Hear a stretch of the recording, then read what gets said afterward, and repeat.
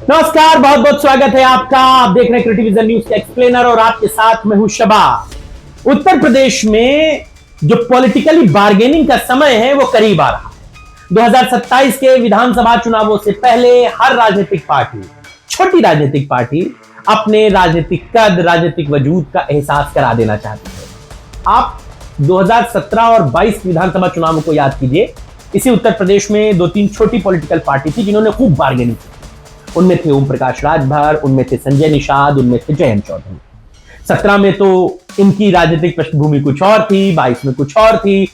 जयंत चौधरी, संजय निषाद, ओम प्रकाश राजभर अलग अलग बड़ी पार्टियों के साथ गठबंधन में थे। ओम प्रकाश राजभर, जयंत चौधरी सपा के साथ थे, तो संजय निषाद भाजपा के साथ थे। बाद में सब एक साथ हो गए।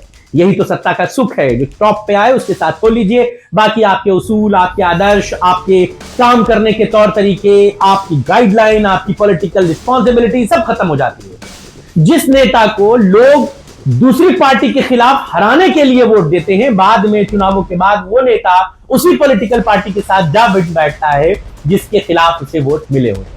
क्या कीजिएगा, यही राजनीतिक दस्तूर आम है। अब एक बार फिर 27 के विधानसभा चुनाव हैं और इन 27 के विधानसभा चुनावों से पहले कुछ दो चार और पॉलिटिकल पार्टियां अपने राजनीतिक वजूद का एहसास करा रही हैं। चंद्रशेखर रावण ने 2 दिन पहले आगरा में एक बड़ा कार्यक्रम किया, एक बड़ी जनसभा की। बहुत एग्रेसिव होकर हजारों की तादाद में उनके लोग वहां पर इकट्ठा हुए। चंद्रशेखर रावण ने भी खूब बातें कही। आपने इस बात को सोचा कि अचानक चंद्रशेखर रावण क्यों एक्टिव हो गए? भाई अभी तो कोई वक्त नहीं है, बाबा साहेब का कोई तारीख नहीं है, या बहुजन मूवमेंट का कोई ऐसा समय नहीं है, कोई ऐसा तय दिवस या कार्यक्रम नहीं है। फिर अचानक चंद्रशेखर रावण इतनी विशाल जनसभा करके क्यों गरज रहे हैं, चमक रहे हैं? बेसिकली इन दिनों उत्तर प्रदेश में चंद्रशेखर रावण को एक बात खाई जा रही थी, उसी के लिए उन्होंने यह विकल्प बनाया।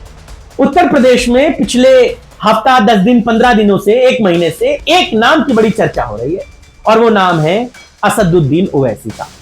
बिहार के चुनाव में 5 विधायक जिताने के बाद और महाराष्ट्र के नगर निकाय चुनाव में समाजवादी पार्टी को धूल चटाने के बाद, बीजेपी के नाक के नीचे से जमीन खींचने के बाद, 100 से ज्यादा सीटों पर जीत दर्ज करने के बाद ओवैसी के नामों को लेकर उत्तर प्रदेश की सियासत में खूब अटकलें हैं।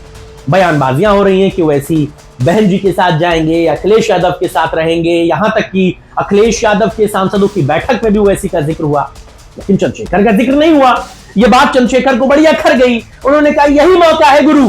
अगर इस मौके पर अपनी राजनीतिक कद का एहसास नहीं कराया, अगर इस मौके पर यह नहीं बताया कि सिर्फ ओवैसी ही नहीं, हम भी बार्गेनिंग करने के लिए तैयार हैं, अगर हमको नहीं लिया तो हम उत्तर प्रदेश के लगभग 19% दलित वोटरों पर अपना अधिकार जमाने आ रहे हैं, हमें भी साथ लीजिए वरना हम खेल बिगाड़ने आ रहे हैं। इसीलिए चंद्रशेखर रावण ने आगरा में एक बड़ी जनसभा कर ली। आपको याद होगा कुछ दिनों पहले, महीना हफ्ता भर पहले, चंद्रशेखर रावण ने एक बड़ी जनसभा पश्चिमी यूपी के मुजफ्फरनगर में भी की थी, लेकिन वो शो फ्लॉप रहा था। इसके बाद चंद्रशेखर ने आगरा में अपना एहसास करा दिया। कहा यह गया इनडायरेक्टली, जो मैसेज था वो ये था कि गठबंधन में हमें मत भूलना, सिर्फ ओवैसी का जिक्र मत करना, हम भी कतार में खड़े हैं, हमें भी गठबंधन में 2, 4, 5, 10 सीटें मिले, तभी तो राजनीतिक वजूद बचेगा। भाई छोटी पॉलिटिकल पार्टियां क्या करती हैं? यही तो करती हैं बड़ी पॉलिटिकल पार्टियों के साथ बार्गेनिंग। किसी ने चंद्रशेखर रावण का नाम ही नहीं लिया। ना समाजवादी पार्टी कोई जिक्र कर रही है, ना बहुजन समाज पार्टी कोई जिक्र कर रही है, ना भाजपा उनको कोई वजूद दे रही है, कांग्रेस में भी उनके जाने की, रहने की चर्चाएं नहीं हो रही। तो आप राजनीतिक तौर पर जिंदा हैं, ये नजर कैसे आएगा? इसी तरह से आएगा जब आप जनसभाएं करेंगे, आप एहसास कराएंगे कि देखो हमें मत भूलना, सिर्फ ओवैसी के चक्कर में मत रहना, मुझे भी गठबंधन में लेना है, हमारा भी अपना राजनीतिक कद है। इसीलिए चंद्रशेखर रावण लगातार एक्टिव। अब आपको फिर मैं 2017 और 22 के विधानसभा चुनावों का जिक्र कराता हूं। 17 में ओम प्रकाश राजभर भाजपा के साथ चुनाव लड़े थे, उनके उतने विधायक नहीं थे, लेकिन 22 में जब उन्होंने अखिलेश यादव के साथ बार्गेनिंग की तो उनकी सियासत में कई गुना इजाफा हुआ था, उनके विधायक डबल डिजिट में पहुंच गए। कुछ यही कमोबेश हाल जयंत चौधरी का भी रहा था। अखिलेश यादव के साथ गठबंधन में चुनाव लड़के पश्चिमी यूपी में जयंत चौधरी ने ठीक ठाक वोट पाए, ठीक ठाक विधायक जीता है। भले वो बाद में भाजपा के साथ चले गए, केंद्र में वो मंत्री बन गए, उनके लोग यहां पर जो है वो बीजेपी के साथ गठबंधन में सरकार चला रहे हैं, लेकिन फिर भी राजनीतिक जो फायदा था वो तो हासिल हो ही गया ना। यही हाल संजय निषाद का भी रहा। लेकिन अब यही पॉलिटिकल बार्गेनिंग दूसरे पॉलिटिकली पार्टी के नेता भी कर लेना चाहते हैं। उनको पता है ये 27 का चुनाव है और बिहार के चुनाव नतीजों ने ये बता दिया है कि गठबंधन में लोगों को, छोटी पॉलिटिकल पार्टियों को, अगर बड़ी पॉलिटिकल पार्टियों ने सही तवज्जो नहीं दिया तो उनके लिए घाटे का सौदा हो सकता है। ओवैसी ने राजद के लिए बिहार में एक एग्जाम्पल सेट किया है।